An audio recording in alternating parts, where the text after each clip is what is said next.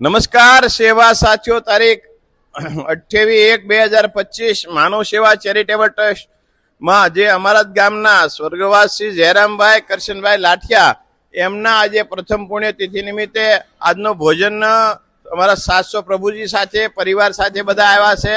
તો ખૂબ ખૂબ ધન્યવાદ કે જે અહીંયા પ્રભુજીને કરાવ્યું. તો આગળ બેનનું નામ શું? હા, ફોરમ બેન, બે શબ્દ કહેશો, તમને કેવું લાગ્યું? અભિપ્રાય આપો બેન.